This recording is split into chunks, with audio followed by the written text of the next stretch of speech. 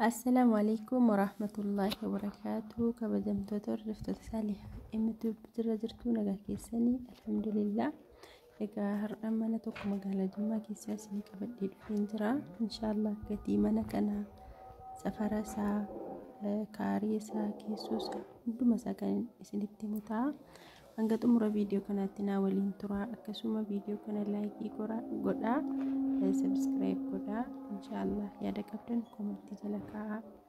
Egaa kanaan dura mana dhiiseera lafaaf mana dhiiseera jedheen ture garuu gaafataan manaaf lafa tokko baay'ata silumaa'uu YouTubein kuni parsantaa 90% namoota manaaf lafa barbaadanudha kan channel kana subscribe godhanu jechuudha.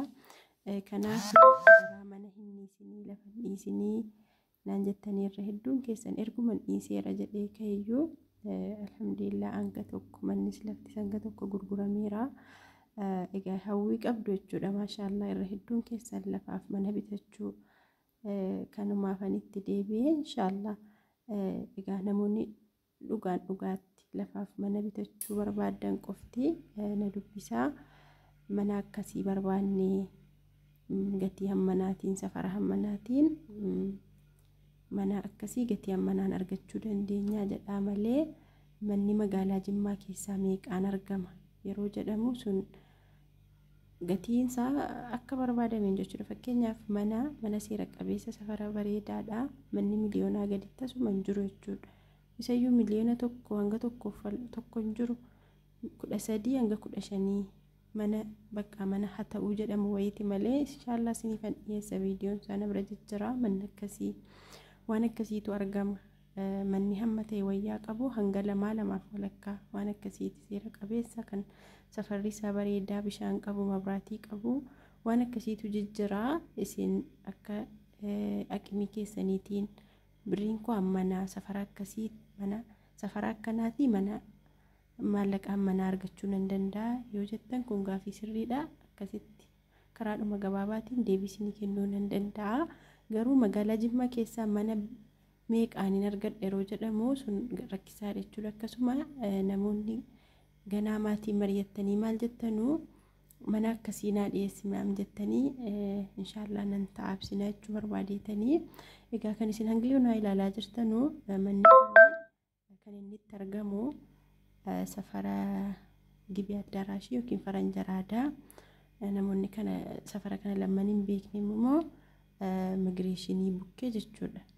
Akkasii hordoftoota koo safarri sun safara maashaallah safara baay'ee tokko bareedaa ta'e manni isaa muluu bolokkeettiidha. Bolokkeettiidhaan ijaarame akkasuma gibbiin isaallee bolokkeettiidha.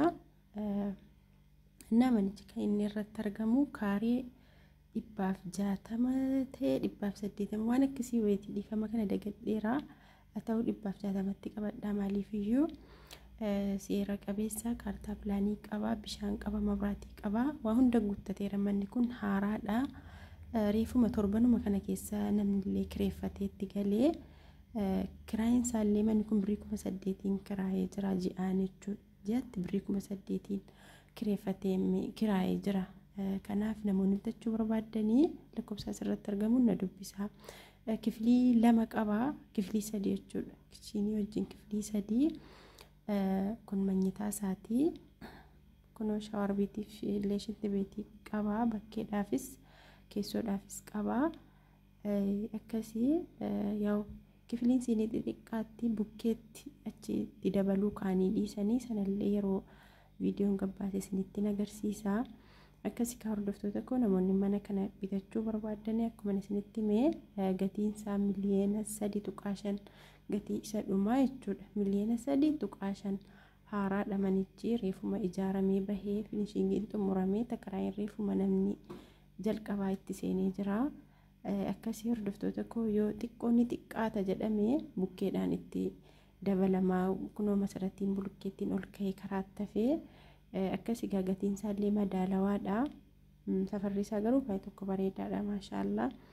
Akkasii ka hordoftoota koo namoonni mana akkasii bitachuu barbaadan manni reef ijaaramee dhume waan akkasii bulukkeettiinis ta'u hincat bashaklaa waan akkasii Jimmaan keessaa jijjiraa namoonni barbaadanii mana akkanaa mana dhakaan ijaarame yookiin mana mukaan ijaarame yookiin mana kaariyaan manaa irratti argamu maallaqa ammasiitiin safara akkanaa argachuun hin danda'a yoo jettanii isinii fi mana sanallee isinii dhiyeessee gaafii sanallee isinii deebisuun hin danda'a. Inshaallah akkasii kun kan argaa jirtan dhugaa shaawar beetii shitti beetii mana keessaa aladha. Akkuma argitan dhugaa kunuulaa iddoo kanatti kifliin biraa itti qaxxalamuuf haala kanaan masaratiin kakka'ee karaatti hafee namoonni bitattanuu maallaqni isaa sanuma ta'ee haala kanaan bukkeetti dabalachuu dandeessu jechuudha.